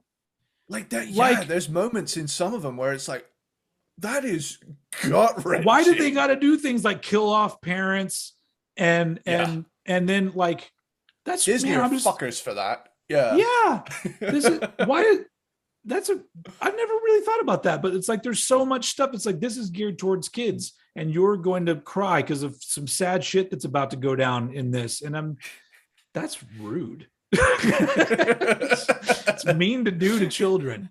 But it's like back in the day, I was the exact right age when ET came out, because I was a little kid, probably even younger than Elliot from ET. Yeah. And I just remember being like, this is the best movie I've ever seen. But it is sad as fuck, man. It is. There's so much in that movie that's sad. That's another one where he's kind of like, where he's not very well, and he's like in the river and stuff, and I'm like, oh no, man. Like some of that stuff when I was a kid was the most devastating shit I've ever seen. I know thousands, millions of other kids had the same exact experience, but goddamn, dude, like, I think those are the things that truly fucked us up, and some people more than others. So like every time there's some sort of like violent outburst, and they were like, we're gonna blame Marilyn Manson, I'm all like, no, you should probably blame Steven Spielberg, because he he started fucking people up early. Oh man. Yeah. Anyway. yeah. So, this is the Christmas episode. Tangent 75. Okay, we on number 2? Number 2. Cool. My silver Christmas medal goes to Silver Bells. Merry Christmas, everybody. Sorry, everyone by Shakin' Stevens. Oh fuck. Snow is falling. Ding, ding, ding, all around me. Ding, ding, ding, the children playing. Ding, ding, having fun. Ding, ding, ding, ding. It's the season. Love and understanding. Ding, ding, Merry Christmas. Ding, ding, everyone. Okay. I think I've heard it before. Get it? Yeah. It's got that really, really nice video of them, him and Santa, and like, they're at Lapland. I don't know if you know about Lapland. It's kind of this like that sounds it's erotic. Yeah. it's like a baby, big, you want to go to Lapland? Now that I step back and think about it, it does sound like a strip club, doesn't it? Gumming and Lapland. Christmas is tainted for me, man. There's nothing sacred. But yeah, there's it's like this big ski resort, but it has like a big Christmas theme. I don't know what it's like now. I mean, the music video for it was shot in 1985, and that's like coming up on 40 years ago. So clear, I don't know how much of it is still the same, but like at the time, it was like, it's basically just a giant ad for Lapland. Basically, it's like so what was Lapland? It's like I'm pretty sure it's called Lapland, and it's just a big alpine ski resort where it's like really festive and really Christmas themed. Hang on, Lapland. Yeah, it's a region in Finland, and there was a big Santa thing. Oh, look, take the kids to meet Santa for a great Christmas experience at Lapland. It's still very much a thing. Cool. People go there and ski, which I've never skied. But, you know. Neither have I. I've watched too many sitcom episodes about ski injuries that I've just kind of fucked it for me at this point. I'm like, yeah. Skiing for me begins and ends with the movie Better Off Dead with John Cusack. It's just like, go that way real fast. If something gets in your way, turn. That's skiing right there. What's that guy's name? He was in Revenge of the Nerds, but he's also in Better Off Dead. Anyway, I just remember he's on the mountain and he's sniffing the snow and he's like, this is pure snow. Do you know what the street value of this mountain would be? Look, I can't feel my right arm. Yeah, it's one of those, it has that same effect of like, when I hear this, it's Christmas now. Like, doesn't matter if it happened in November. The moment I hear this, when it comes around, it's go time. Yeah, tree is coming out of the attic. It's going up. Let's fucking eat a bunch of food. Eat a honey bun. Yeah, as they said in the Star Wars Christmas album. Yeah, that song is not on my list. No John Bon Jovi is going to be in this list. A too deep to wish you a very Merry Christmas. Oh, have you listened to it since? I've heard little bits of it in the past already, but okay. Yeah. Eat a honey bun, man. That's when Star Wars was pure, before they fucked it up. Come on, man. Yeah. That's one of those things. Do you ever sometimes think that you wish that certain things had just ended at a certain point and they never went back to it again, and maybe you would enjoy those things so much more? Like, imagine living in a world where Return of the Jedi and nothing ever happened again. You know how I feel about, like, the same way? Do you know what I feel about it? GTA 5. They keep bringing out... There we go! Yeah. Oh my God, we got to reference him. Boom. Here's the thing. They've recently released, like, a new thing for the online mode, right? Where they bring back one of the main characters from the original release for the first time in 8 years, right? They got the original voice actor to come back for Franklin Clinton, right? Just make GTA 6 already. It's been 8 years. You know? Fuck. You keep putting out these special editions. But you know what's going to happen? They're going to put out the Phantom Menace of GTA games, and everyone's going to be pissed off. I mean, I feel like they've already made the entire fucking prequel trilogy's worth at this point. Like, awesome. And the Jar Jar Binks was all of the fucking futuristic vehicles they added in. That all of the. To be fair, Jar Jar Binks is the least of the problems of that movie. There's so many other bad things about that movie, but everyone wants to blame Jar Jar. I get it. I will say the best thing the prequels gave us was Jar Jar's verse in the Star Wars gangster rap song. Have you ever heard that? No, dude. Oh, Misa like to drink and smoke all night. Misa like to fight and fuck your wife. It's so fucking good, man. Dude, have you know? There's something about that sounds vaguely racist. there's like a Vader verse in there that slaps hard as fuck. It's like V to the A to the D E R, Vader reconstructing the Death Star with my slick suede suit that's black like tar, fucking you up no matter who you are. Tell the motherfuckers about the sheer dark side. Roll up on your planet, Death Star, drive by. It's so fucking good, man. Oh wow. Every time I start that, it's like Cartman with "Come Sail Away." I have to sing the whole part.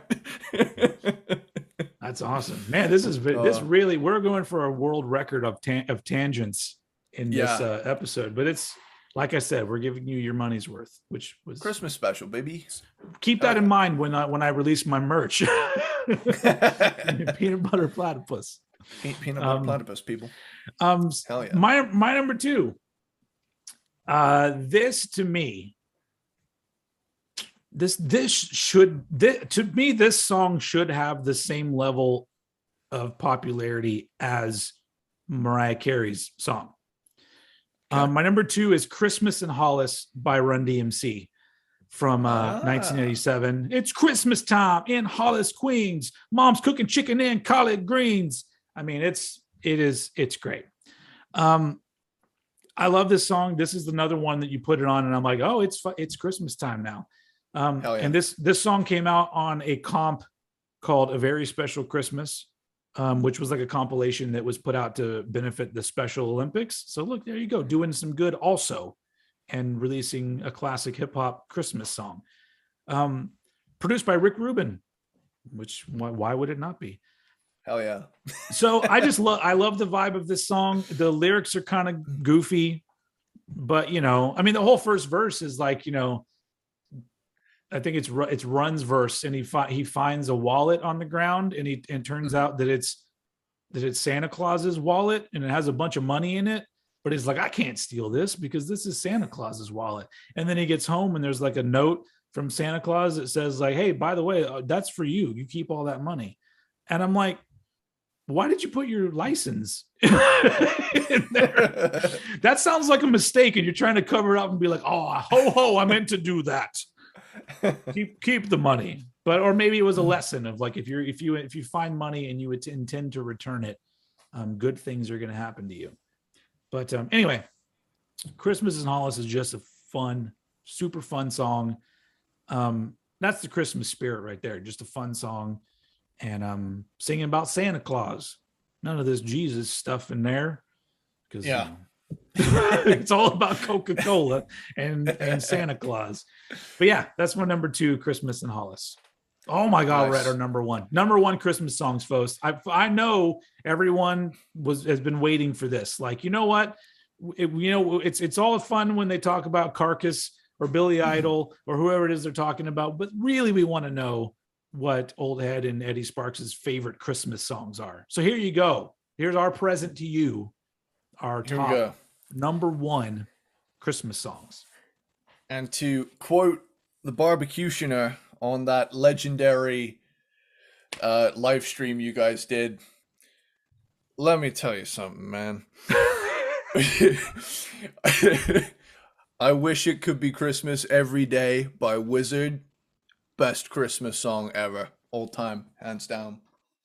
Okay, I don't know this song. When the snowman brings the snow, well, you just might like to know, puts a great big smile on somebody's face. Dun, dun, dun, dun, dun, dun, ba-bam, ba-bam, ba-bam. See, the true mark of a great Christmas song is the ba-bam, ba-bam, ba-bam fill. If you don't have a ba-bam, ba-bam fill, if you gotta have a ba-bamba and some sleigh bells, and then you're all good. It's Christmas time. Dude, so wait, so what year is this song from? 1971, I believe. This song to me and its accompanying video is the true essence. I'm sure Phil knows this song. Wizard, I Wish It Could Be Christmas Every Day by Wizard. Even the music video for it is the true essence of fucking festive cheer. Right. I really don't know if I've heard this song, so this is awesome. This is absolutely 1973. Okay. A couple years later. Same year as the Slade song. So good year for glam rock Christmas songs. Yeah. This is amazing. And the video for it as well. Like, I pretty much, when I hear this song, I see the video beat for beat throughout the entire thing. It's got the glam rock outfits. It's got 2 drummers, right? Which is a major fucking glam rock thing to have 2 drummers. And right, there's saxophones in it too. The most festive of all instruments, barring Jingle Bells themselves. Nice. And you got to get in on this. I Wish It Could Be Christmas Every Day by Wizard action. I plan on it. I plan on putting together our ultimate playlist for everybody out there, but I'm going to play it in my house on Christmas Day and enjoy all of these classic Christmas songs, some of which I don't think I've ever heard before. So that'll be fun. Hey man, this is the best part about this. It's broadening everybody's musical horizons here, and I can't get out of my head though how awesomely drunk Barbecutioner was at the end of that live stream. He was amazing. It snuck up on me too, because I knew he was drinking and I was drinking too, but not quite as fast. But it's almost like it was like a switch went off where he went from being like just kind of tipsy to all of a sudden, man. And I'm like, next time we gotta slow down a little bit. Or I got to speed up, really, I guess. Maybe that's what I got. Next time I'm bringing hard liquor, everybody. That'll be for those of you who didn't see it, there was a live stream I did with the Barbecutioner from Chromium Dioxide on YouTube. And it's up there. You can go watch it. And it was fun. It's like 2.5 hours of us just shooting the shit and occasionally talking to... During which he gained a whopping 9 subscribers. Woo! See, you know what? Knowing me has its benefits. You're going to get at least 9 subscribers. Out there spreading the clout, baby. Hell yeah. All right, so on to my number 1. My number 1 also has a saxophone in it. But this to me is like this. I don't know if this would necessarily be considered like the ultimate Christmas song, but to me, this is a legit great song.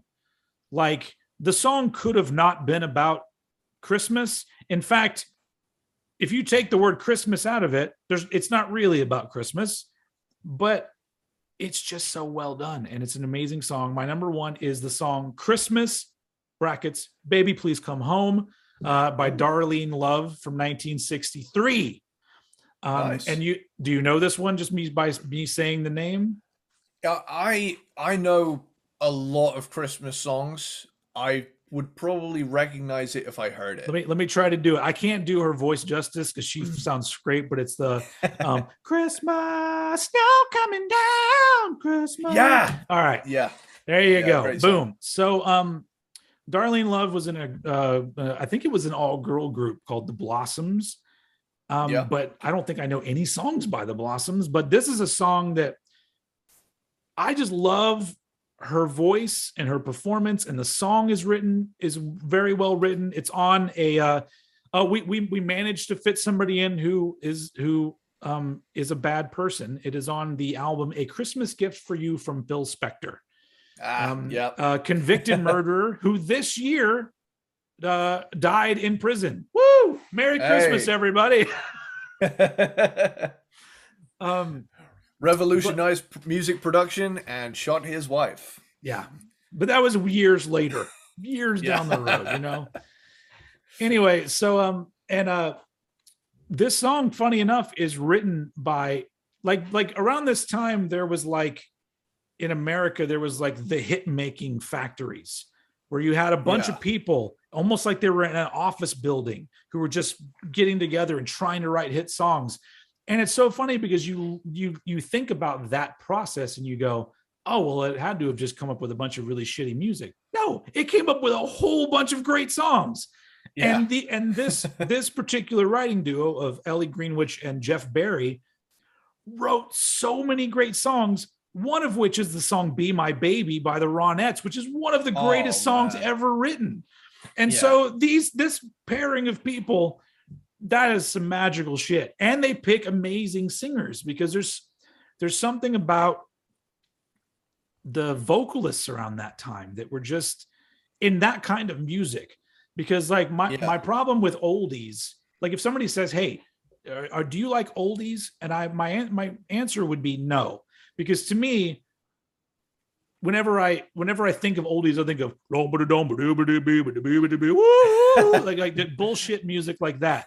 But there was also really great music that was being made around this time too. And this is a really great example of that because like the song is once again not happy. It's like it's like she's in love with this guy and there's no explanation about why he's gone though. Like that's the thing is if I remember the lyrics right, I've heard this song a lot. It's not like, was it a breakup? Is he dead? Is it, well, I guess she wouldn't ask him to come home if he was dead, but you never know. But it's either way, it's a sad Christmas song, but it sounds uplifting as fuck.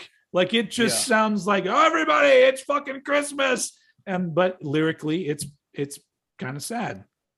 And also, this is another one of the songs like we're talking about. Like I didn't mention like Christmas in Hollis didn't reach the Billboard charts until the year 2000.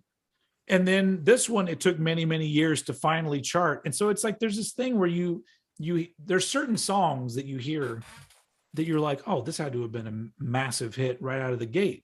But apparently it wasn't. And this is the one Christmas song that like, I legit just think it's an amazing song. I don't care about Christmas. It doesn't matter. It's just just such a good song. And it's got a saxophone solo in it. So, it's like, that's what you got. And I think it has a ba-bum in it. And it has sleigh bells. It's got everything you need in a Christmas song all together. But yeah, I love this song. And it is to me, the best Christmas song because it gives me all the feelings that I want to have at Christmas time. And it's props to Darlene Love. She's still alive, I think she's an old lady now, but if I'm sure she's not watching this, but if any of her people are watching this, tell her, give her some props for me for an amazing vocal performance on that song. So that's our Christmas top 10. And for the last time in 2021, let's do it. 3, 2, 1. Yeah! We did it! Just when you thought it was over. Just when you thought we were done. Hey, I think doing that Slade bit gave me that extra bit of rasp I needed. Yeah. For that now you sound like John. Yeah, we did it again. All right. Anyway, rock and roll mixed with a little bit of hip hop, so we do. All right. So that wraps up the last Cranked and Ranked episode for 2021. Nice. We will be back obviously in 2022. We will. I don't remember the exact date. Probably the second week in January. We'll be back. We won't make you wait too long. But in the meantime, just remember that we've done 67 episodes of Cranked and Ranked. So if you miss us, just go back, because I'm sure there's some that you missed. I don't know how many people religiously have listened to every one we've done, but we've done some that I think should have a lot more views and streams than they do. So do that. I've started getting noticed in comments and stuff, and I'm starting to feel famous. Like recently, someone who is most likely listening to this right now commented. I can't remember who it was. I'm sorry, but I commented on a completely unrelated video to us, and I just got big fan of Cranked and Ranked, my dude. I was like, wow, that's awesome. Yeah. Hell yeah, man. And coming soon, and coming soon, your face is going to be on a mug. Although I think I'm going to try to come up with a better design than this, but I might also sell these too. Those are our mug shots. Yeah, there you go. So this one says peanut butter platypus, but I'm toying with the idea of making a different mug that on the back of it says drank a bunch of coffee, then died. You need one that says, "Yeah, we did it!" Like it's going to be a wraparound mug, and it just goes all the way around. Anyway, so so that's that. This was a fun episode. Totally. For those of you who are still here, obviously, peanut butter platypus, a big old peanut butter platypus for you guys for supporting us. It's been almost 2 years of us doing this show, and we don't have any plans of letting up. So not at all. I still have a fucking big ass list of artists that we could do. We'll never run out, really. There's so many of the fuckers, and there's only so many weeks in a year, you know. That's true. I think we might get to the part where maybe we can circle back to some big ones and see if our opinions have changed at all. We can do some Redux episodes. Yeah. A reimagining of Cranked and Ranked episode 2, whatever, you know. Anyway, or we'll just do a full out. We'll do a reboot where we get different people to play us. Who would play us? I'm gonna say that what's that guy's name?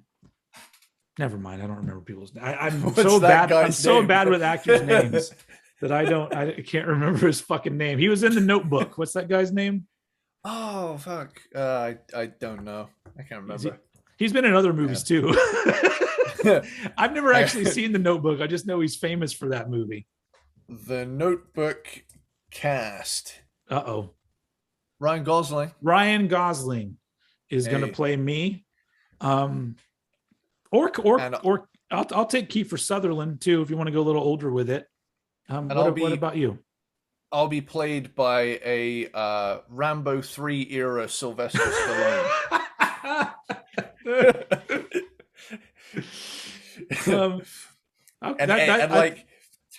Every time I go to say hell yeah, instead I just like fire off an M60 and go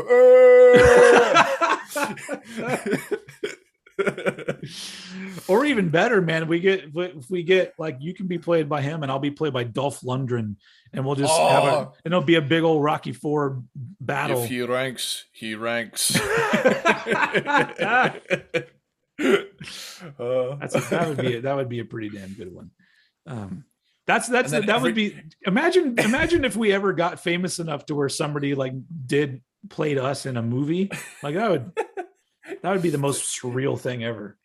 And the barbecutioner would be played by the fucking robot from Rocky IV that says "Happy Birthday, Polly." There you go. All right. Well, anyway, that's forthcoming. The reboot of Cranked and Ranked. We'll have to get some money together for that and get the cast together because I don't know Ryan Gosling's phone number, but I'm sure we'll get it eventually. We got him on speed dial somewhere. He's not doing much, man. He's not, not a very sought after actor or anything. So he was in The Notebook. He was in other movies. Drive is a movie he was in. Other than that, I'm completely lost in other movies that Ryan Gosling was in. But he seems to be a good actor. I mean, I don't know. All right. Well, that last little tangent was just for all of you out there, the big fans. But we're gonna get the fuck out of here. Eddie, any parting words for our friends for the end of the year? 'Twas the night before podcast, and all through the peanut butter platypus community. There was merch coming at some point. I don't know. Fucking buy it when it comes out. Yeah, there you go. Work in a plug. Fuck that. Yeah. For those of you, well, I mean, you would have heard me at the beginning asking you for if you'd be interested in merch. Okay, I don't have anything to add. I'll still be releasing videos, but no more Cranked and Ranks for a few weeks. But we'll be back. We'll be back back in the saddle again. We'll be back in black. We'll be back in the New York groove. We will be back on the chain gang. Back on the street again. Well, we'll be back to the future. We'll be back to the beach. We'll be all of these things. We'll be Baby Got Back. Oh, that's a good one. On that note, let's get the fuck out of here. Thank you very much for listening to Cranked and Ranked this year. We'll be back next year. And as usual, I'm going to throw it over to Eddie Sparxx to take us out. Later, dude. Oh, Santa. Yeah. All right.